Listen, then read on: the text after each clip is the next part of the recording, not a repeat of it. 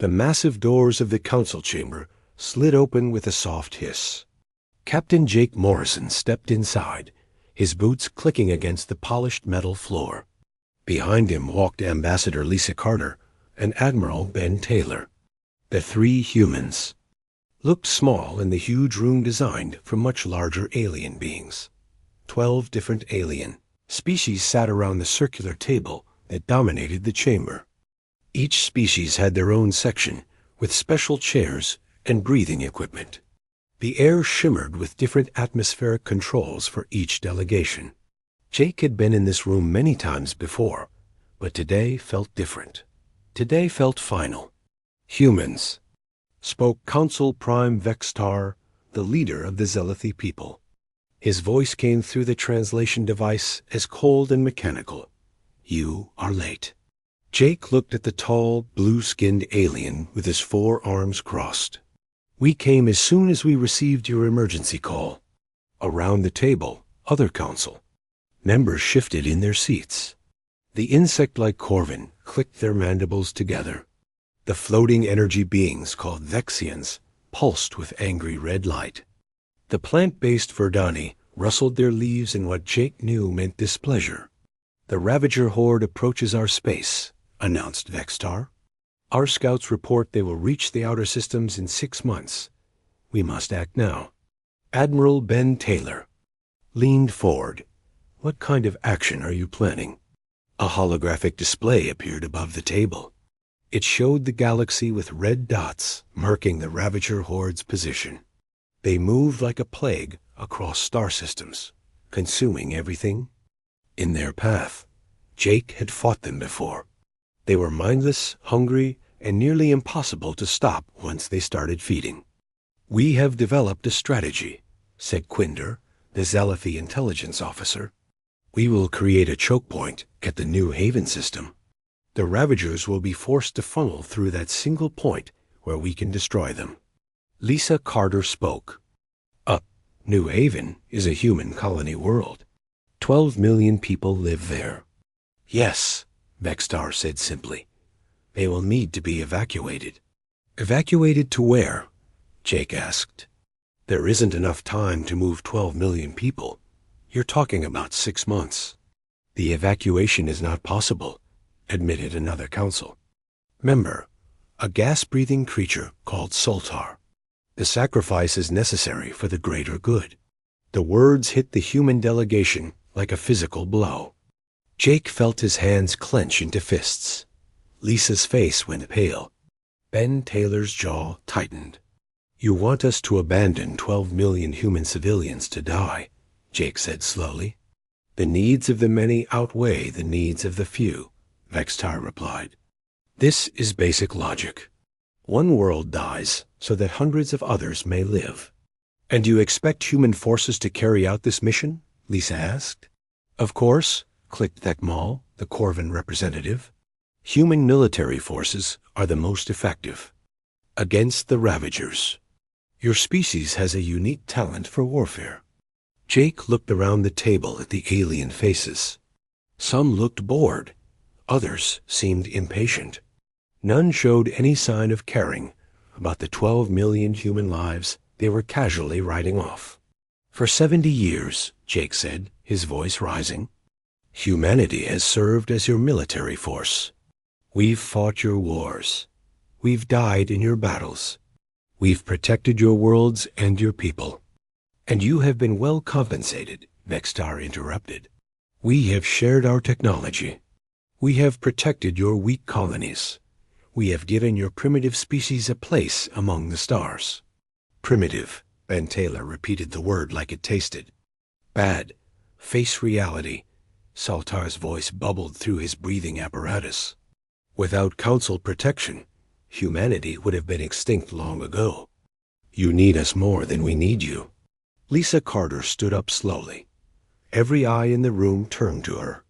The small human woman looked fragile next to the massive alien beings, but her voice was steady and clear.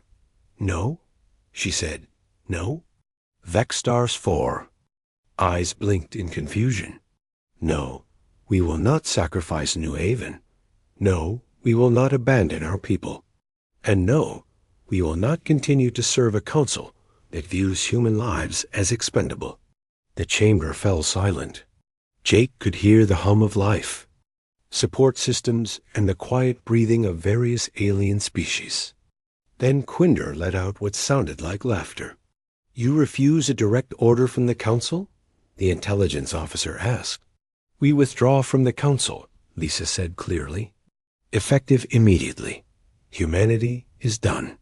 Now the aliens really began to react. The Corvins started clicking rapidly to each other.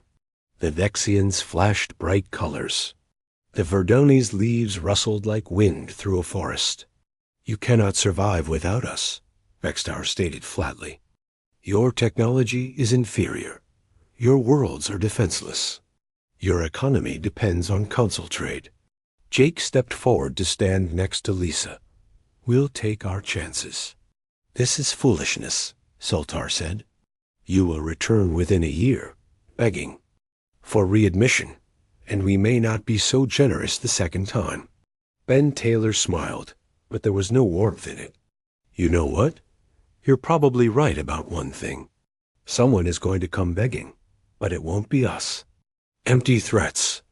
Vextar waved one of his 4 hands dismissively. "Without human military support, you will learn quickly how dangerous the galaxy can be." "Without human military support," Jake said quietly, "you're about to learn how dangerous the Ravager horde can be." The 3 humans turned and walked toward the door. Behind them, the council members began arguing in their various languages. The translation system struggled to keep up with all the different voices. "Wait," called Vextar. "You cannot simply leave. There are procedures. There are contracts. There are obligations." Lisa paused at the doorway without turning around. "Read?" "The fine print, Vextar. Those contracts work both ways. And you just broke yours when you decided our people were expendable." The door slid shut behind them with a soft hiss. In the corridor outside, Jake let out a long breath he didn't realize he had been holding. "Well," Ben said, "that's done then. Are we making a huge mistake?" Lisa asked quietly. Jake looked back at the closed door of the council chamber. Through the thick metal, he could still hear the sound of arguing aliens. "Maybe," he admitted. "But some things are more important than safety. Some things are worth the risk." They walked down the long corridor toward the docking bay where their ship waited. Behind them, the council continued to argue about humanity's shocking decision. None of them seemed to understand that the humans meant what they said. None of them realized that everything was about to change. 6 months had passed since humanity walked out of the council chamber. Fleet Admiral Kate Williams stood on the bridge of the massive cargo ship Liberty's Dream, watching the stars through the viewport. The ship had been converted from a simple freight hauler into something that could carry thousands of people across the galaxy. "Admiral," called Communications Officer Nina Brooks from her station. "We're receiving confirmations from the outer colonies. Phoenix Station reports evacuation complete. New Denver colony has loaded their last transport. Even the research outpost on Titan's Edge is ready to go." Kate nodded. The evacuation was the largest operation in human history. Every human settlement, research station, mining operation, and military base in council space was being abandoned. Nearly 40 million people were leaving everything they had built to follow humanity into the unknown. "Any word from the council?" Kate asked. "They're still sending messages," Nina replied.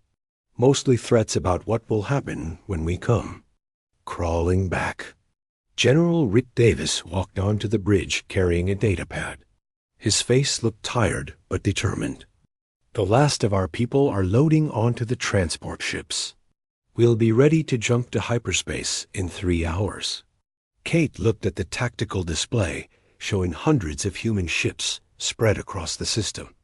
Cargo haulers, passenger liners, military vessels, and converted mining ships all waited for the signal to leave. It looked like the evacuation of an entire civilization. What about our installations? Kate asked. Troy Henderson's teams are finishing the demolition work, Rick answered. Nothing useful will be left behind. Commander Troy Henderson was making sure the Council got no benefit from humanity's departure. His demolition teams were systematically destroying every human-built facility, every piece of technology, every strategic advantage that humanity had created during their 70 years of service. On the orbital station Meridian Base, Troy watched his team plant the last charges. The station had been humanity's primary military headquarters in this sector. It contained advanced sensor arrays, communication networks, and defensive systems that the Council had come to depend on. "Sir," called Sergeant Pete Collins, "the charges are set. We can blow this place on your command."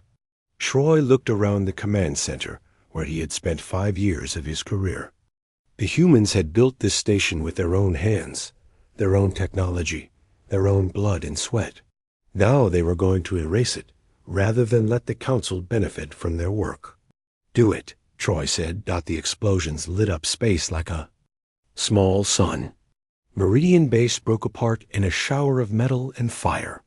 It was not the first human installation to be destroyed, and it would not be the last. Back on Unity Prime, the Council's headquarters, Intelligence Officer Quinder was beginning to realize something disturbing. He stood in the Intelligence Center, looking at reports from across Council space.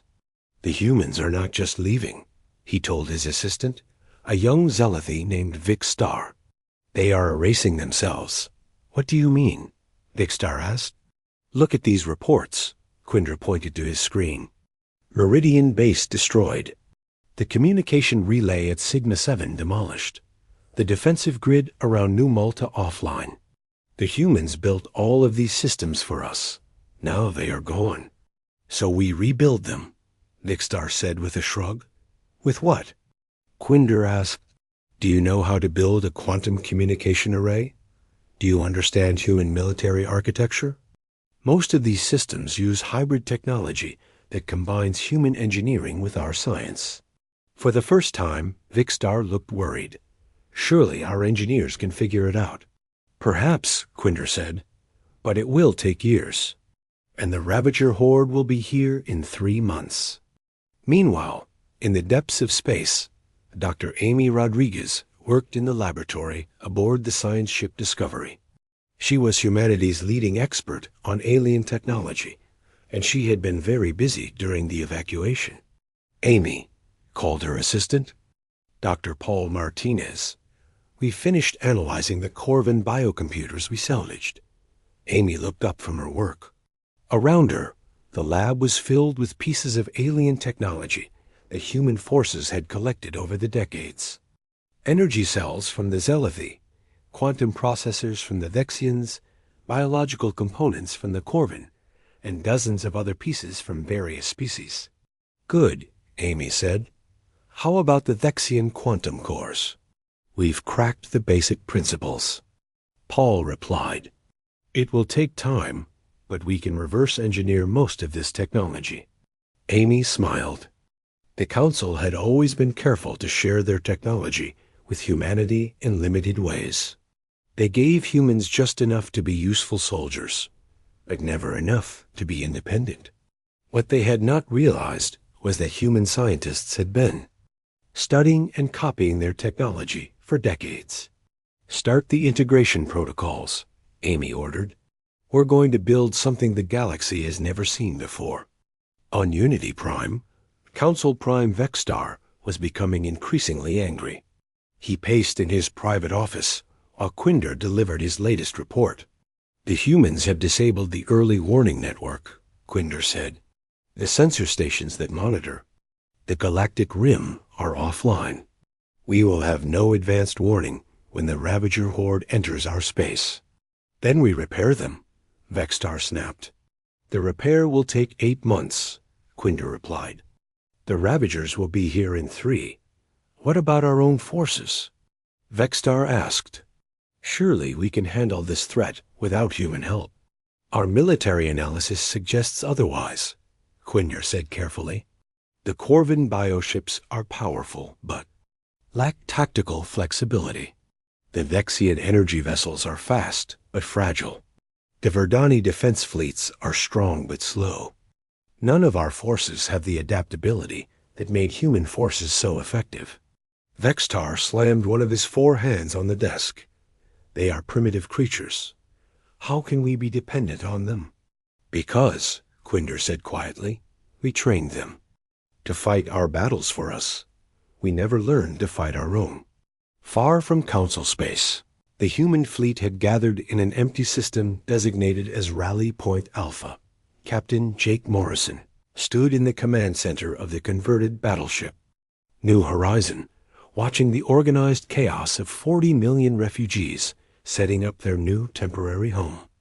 Jake, called Admiral Ben Taylor over the communication system, we've got the first wave of colony ships ready to jump to the target systems. Good, Jake replied. Any problems with the new navigation systems? Amy's people have outdone themselves. Ben said, the hybrid drives are working perfectly. We're actually faster than before. That was the secret humanity had been keeping. During their decades of service, human engineers had been quietly improving Council technology. They had found ways to make Zealothy energy systems more efficient, Corvin biocomputers more stable, and Vexian quantum drives more reliable. The Council had been benefiting from human improvements for years without realizing it. Sir, called Lieutenant Carol White from the sensor station. We're picking up a ship on long-range sensors. It's not one of ours. Jake looked at the display. A sleek vessel was approaching their position. It was definitely not human, but it was not from any Council species either. Unidentified vessel. Jake spoke into the communication system. This is Captain Jake Morrison of the human fleet. State your intentions. The reply came in accented but clear English. Captain Morrison, this is Captain Zorak of the Free Traders. We come seeking trade and friendship. Jake looked at Ben Taylor's image on the screen. The Admiral was smiling. Looks like we're not as alone as the Council thought, Ben said. Welcome, Captain Zorak, Jake replied. We're always happy to meet new friends. In the depths of space, humanity was beginning to build something new. They were free from the Council's control, free to use their full capabilities, and free to make their own choices. The galaxy was about to discover what humans could accomplish when they were not held back by those who underestimated them. Behind them, the Council was beginning to understand the true cost of their arrogance. The Ravager horde was coming, and their best defenders were gone. 2 years had passed since humanity disappeared into deep space. On the remote world of Kepler's Edge, Lieutenant Colonel Sam Parker walked through the bustling streets of New Hope City. The settlement had grown from a small outpost into a thriving community of 50,000 people. Children played in parks filled with earth flowers that somehow grew better in the alien soil. Market stalls sold goods made from local materials that human engineers had learned to process. The air smelled clean and fresh, filtered by atmospheric processors that combined human engineering with technology from their new alien allies. Colonel Parker called Dr. Rachel Stone as she approached from the medical center. You need to see the latest test results. Sam followed her into the gleaming medical facility. The equipment inside looked familiar but different. Human technology had been improved with innovations from the Zephyrian healers, a peaceful species humanity had encountered in their journey. Look at this. Rachel pointed to a holographic display showing cellular structures. We've successfully combined human medical knowledge with Zephyrian bioenhancement techniques. We can now cure diseases that the Council medical experts said were impossible to treat. Sam whistled softly. The Council always claimed their medicine was the most advanced in the galaxy. Turns out they were just the most arrogant. Rachel replied with a smile. Across the settlement, Engineer Carlos Mitchell was showing off humanity's latest achievement to a group of visiting alien dignitaries. The power plant hummed quietly as it converted stellar energy into usable power with 98% efficiency. "How is this possible?" asked Ambassador Velinara of the Stellar Confederation. "Our best energy systems only achieve 70% efficiency. We took Zealothy, energy technology, and improved it," Carlos explained. "Turns out the Council species never bothered to optimize their designs. They were satisfied with good enough." The visiting aliens exchanged glances. Word was spreading through the galaxy about humanity's remarkable progress. In just 2 years, they had advanced their technology beyond anything the Council possessed. Meanwhile, on Unity Prime, the Council was facing a crisis that grew worse every day. In the emergency session chamber, Council Prime Vextar looked at the faces of his remaining allies. 3 species had already withdrawn from the Council, claiming the leadership was incompetent. "The Ravager Horde has consumed 17 of our worlds," reported what remained of the intelligence service. "They will reach the core systems within 6 months. "What about our military response?" asked Ekmal of the Corvin. "Unsuccessful," came the bitter reply. The Corvin bioships were destroyed at Gamma Centauri. The Vexian energy fleet was scattered at Beta Virginis. The Verdani defense forces barely escaped from Alpha Cygni. Vextar slammed his hand on the table. "This is impossible. We have superior technology. We have numerical advantage. We have ships," said Saltar quietly, "but we do not have soldiers who know how to use them properly." The truth was painful but clear. The Council species had spent so long relying on human military expertise that they had forgotten how to fight effectively. Their technology was advanced, but their tactics were outdated and inflexible. "Perhaps," suggested Quinder carefully, "we should consider contacting the humans." The chamber fell silent. The idea of asking humanity for help was almost unthinkable, after the way the Council had treated them. "Never," Vextar said firmly. "We will find another solution." But there was no other solution, and everyone in the room knew it not far from Council space. The Vexian exploration ship Harmony's voice drifted through an unknown star system. Captain Veltar had been searching for humanity for 8 months, following rumors and energy signatures across the galaxy. "Captain," called his sensor officer, "I'm detecting artificial structures in the 4th planet's orbit." Veltar looked at the display and gasped. Orbital stations surrounded the planet like a string of pearls. They were clearly human in design, but they were larger and more advanced than anything humanity had possessed when they left Council space. "There," pointed the communications officer, "I'm reading multiple ships approaching our position." 3 sleek vessels appeared on the tactical display.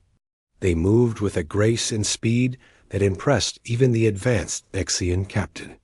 The ships were clearly human, but they had been enhanced with technology Veltar did not recognize. "Unknown vessel," came a voice over the communication system.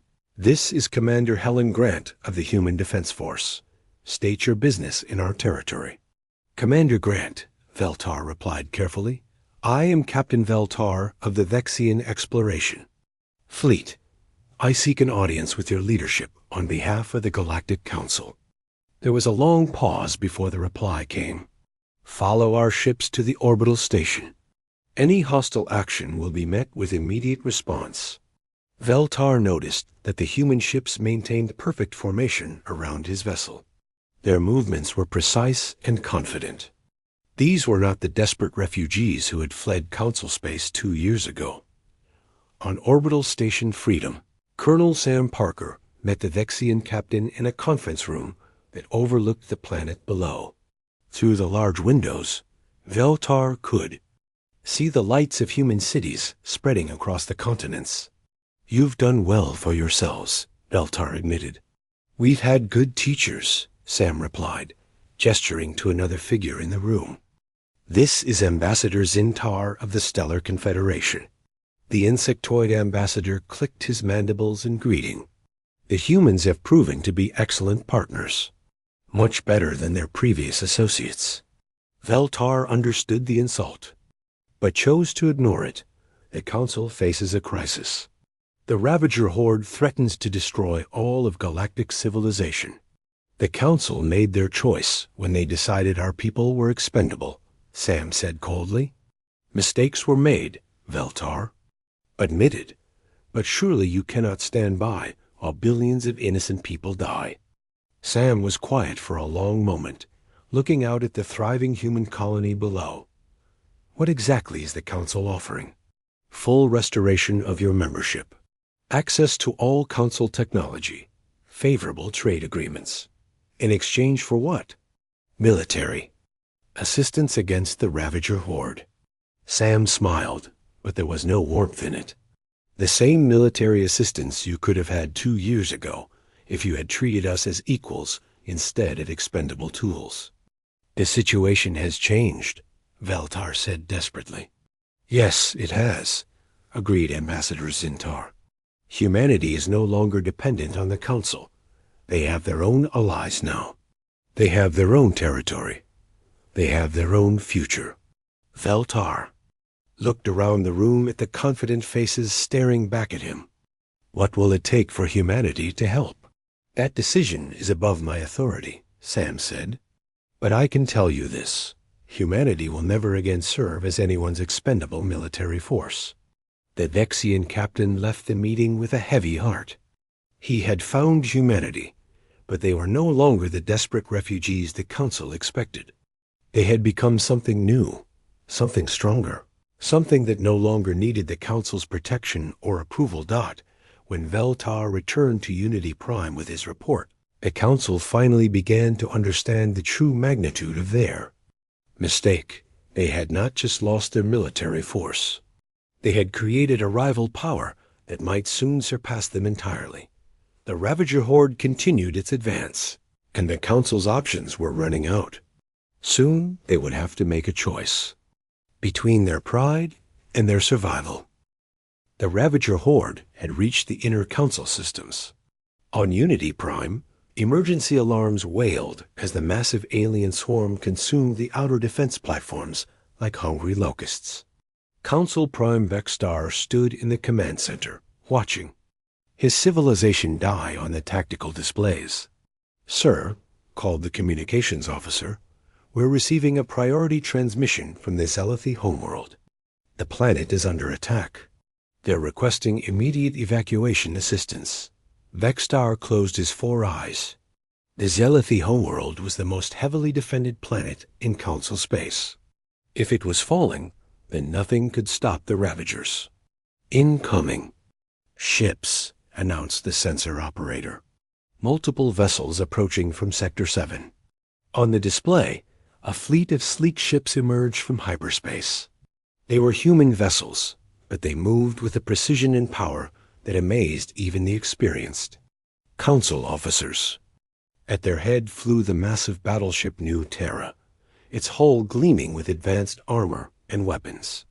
"This is Admiral Jake Morrison of the Human Defense Forces," came a familiar voice over the communication system. "Unity Prime, prepare to receive our delegation." 30 minutes later, Vexstar found himself in the same conference room where humanity had walked away 3 years earlier. But everything had changed. Now Jake Morrison sat at the head of the table, flanked by Admiral Ben Taylor and Ambassador Lisa Carter. They looked confident and strong, while the Council members appeared desperate and defeated. "You came," Vexstar said quietly. "We said we would consider it," Lisa replied calmly. "The Ravager Horde will be here within hours." Soltar bubbled through his breathing apparatus. "Our defenses have failed. We need your help." Jake looked around the table at the alien faces that had once dismissed humanity so casually. "Let me understand this correctly. You want the primitive humans to save your advanced civilization." "Please," Vexstar said, and the word seemed to cause him physical pain. "The price has changed," Lisa said simply. We're no longer interested in restoring our council membership. Then what do you want? Asked Thekmal of the Corvin. The dissolution of the Galactic Council, Jake replied. In its place, we propose a new organization. A galactic federation based on equality and mutual respect. The council members looked shocked. Quinder spoke first. You want us to give up our authority? Your authority is about to be eaten by the Ravager Horde, Ben Taylor pointed out. We're offering you a chance to survive. What would this federation look like? Asked the Verdani representative, her leaves rustling nervously. Lisa activated a holographic display. Each species contributes according to their abilities. Technology and resources are shared openly. Military forces are integrated, but no single species bears the entire burden of defense. And humanity would lead this federation? Extar asked. Humanity would be an equal partner, Lisa corrected. The federation would be led by elected representatives from all member species. This is unacceptable, Saltar protested. We cannot simply abandon thousands of years of council tradition. Then enjoy explaining your traditions to the Ravagers, Jake said, standing up. We have other systems to defend. Wait, Vextar called as the humans moved toward the door. If we agree to your terms, you will stop the Ravager Horde? We will. Try, Jake replied. But understand this. Humanity will never again be anyone's expendable military force. We fight as equals, or we don't fight at all. The council members looked at each other in desperation. Outside, the Ravager Horde was only hours away from Unity Prime. They had no choice. We agree, Vextar said finally. Good, Jake said, returning. To his seat. Admiral Taylor, signal the fleet. Operation Cleanup is authorized. The battle for Unity Prime began with the demonstration of humanity's new capabilities. Captain Steve Rogers led a squadron of enhanced fighters in the first wave. The human ships moved through space like dancers, their enhanced engines and improved weapons cutting through Ravager bioships with deadly efficiency. Target the feeding clusters, Steve commanded his pilots. Don't let them establish a foothold on the orbital platforms. The human fighters had been equipped with weapons that combined the best technology from multiple species. Zealothy energy cannons powered by Vexian quantum cores, guided by Corvin biocomputers, and enhanced by human tactical software. The result was devastating to the Ravager forces. Commander Helen Grant coordinated the orbital defense from the command ship Liberty. Her tactical display showed human forces working alongside hastily converted council ships. The difference in effectiveness was striking. Helen called Admiral Ben Taylor over the communication link. How are our new allies performing? They're learning, Helen replied diplomatically. The Corvin bioships are adapting well to our tactical formations. The Vexian energy vessels are providing excellent fire support. What she didn't say was that the council forces were barely managing to follow the complex battle plans that human commanders executed instinctively. 70 years of relying on humanity for military leadership had left the council species woefully unprepared for actual combat. The turning point came when Dr. Amy Rodriguez activated humanity's secret weapon. From deep space, a network of hidden satellites began broadcasting a signal that disrupted the Ravager Horde's collective consciousness. Amy, Jake called from the new Terra's bridge. What's our status on the disruption field? Signal is at full strength, Amy replied from her laboratory ship. The Ravagers are losing coordination. They're starting to attack each other. The Ravager Horde, deprived of their hive mind connection, began to fall apart. Individual bioships turned on their neighbors. Feeding clusters dissolved into chaos. Within hours, the supposedly unstoppable swarm was scattered and broken. On Unity Prime, the council members watched in amazement as humanity destroyed their greatest enemy with a combination of superior tactics. Advanced technology and pure. Innovation? How? Vexstar asked Jake as they watched the last Ravager ships fleeing into deep space. We studied them, Jake replied. While you saw them as an unstoppable force, we saw them as a problem to be solved. And the disruption technology? Something we developed during our time in exile, Lisa said. We knew we might face the Ravagers again someday. 3 months later, Ambassador Lisa Carter stood before the first assembly of the Galactic Federation. Representatives from dozens of species filled the Great Hall on New Terra, humanity's capital world. The former Council species sat alongside the Stellar Confederation, the Free Traders Alliance, and other groups that had joined the new organization. Today marks the beginning of a new era, Lisa announced to the assembly. An era where strength comes not from domination, but from cooperation, where different species work together as equals, not as masters and servants. In the audience, former Council Prime Vexstar listened carefully. His species had lost their position of authority, but they had gained something more valuable, a chance to survive and grow. The Zelethi homeworld was being rebuilt with help from human engineers and Stellar Confederation architects. The old Council paid dearly for treating others as expendable, Lisa continued. Let us ensure that the Federation never makes the same mistake. Outside the assembly hall, children from a dozen different species played together in the parks of New Terra. Human children laughed alongside young Zelethi, Corvin hatchlings, and Vexian energy sprites. It was a sight that would have been impossible under the old Council system. Jake Morrison, now Supreme Commander of the Federation Defense Forces, watched the children play and smiled. Humanity had walked away from the Council's arrogance and found something better. They had learned that true strength came not from being feared, but from being respected. The galaxy would never be the same.